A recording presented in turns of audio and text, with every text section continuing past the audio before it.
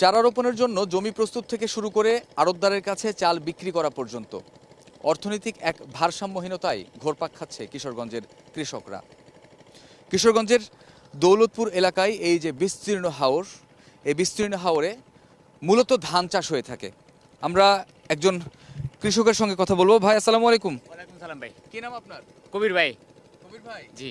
এখানে কতটুকু জমি আপনার? এটা আমাদের 3 একর জমি। 3 একর জমি। এই 3 একর জমিতে কতটুকু ধান হবে? 300 মন। কত খরচ পড়বে?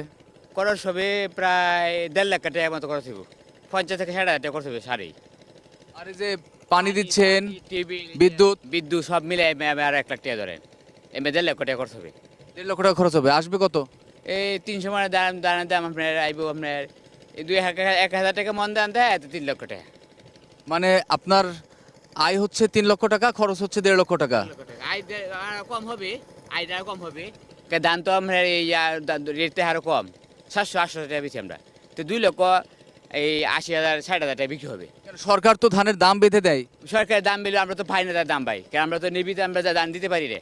নেবির কাঠ দেয় না সরকারে, আমরা কাঠ আমরা কৃষকরা দেয় না, শুধু দালালরা দেয় যারা ব্যবসা করে। আপনারা সরাসরি যে আড়তে ধান বেচতে পারেন না? বেচতে পারি না ভাই। কেন? এই আমরা কাঠ নাই যাই, আমরা কৃষক যারা এরা কাঠ দেয় না, এরা কাঠ দেয়, এরা ব্যবসা করে কাঠ তো দেয়। আপনারা ধান নিয়ে যে কি করেন? দান দালালের কাছে বেশি বা দালালে বেচে আমরা টাকা দেয়। সরকার যে দাম বেঁধে দেয়, দালাল কি সে টাকা দেয়? না, এই টাকা দিয়ে আমরা পাই না। কত কম পান? মানে তো 200 টাকা কম পাই, প্রতি মনে 200 টাকা করে কম দেয়। 200 টাকা কম পাই। উৎপাদন থেকে শুরু করে যখন থেকে আপনারা ধান রোপণ শুরু করলেন, জমি প্রস্তুত শুরু করলেন, তখন থেকে শুরু করে একদম বিক্রি করা পর্যন্ত আপনারা খুব ভোগান্তির মধ্যে আছেন।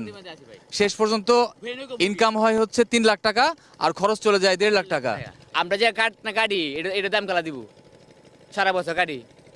একটা লুকের লুজ আছে 1,000 টাকা, কিন্তু আমরা তো কাটতেছি নিজে, এই কাঠ না হয়তো নিয়ে যেতেছে। তো এই হিসেবে ভাই লাভ পাই না, লাভ আমরা পাই না।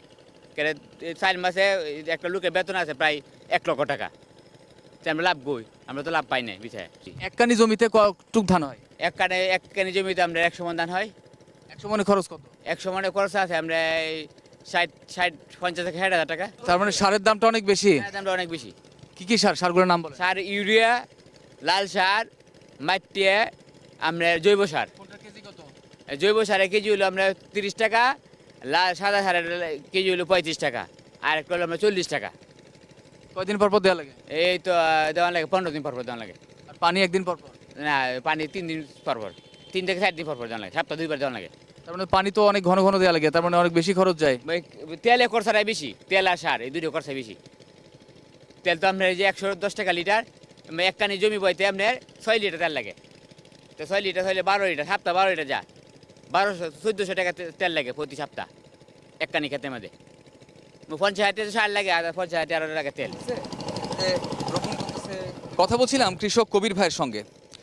সার, তেল এবং পানির খরচে হিমশিম অবস্থার পর তারা যখন উৎপাদিত চাল আড়তে বিক্রি করতে নিয়ে যান, তখন তারা সরকারের বেঁধে দেওয়া যে দাম, সেই মূল্য তারা পান না।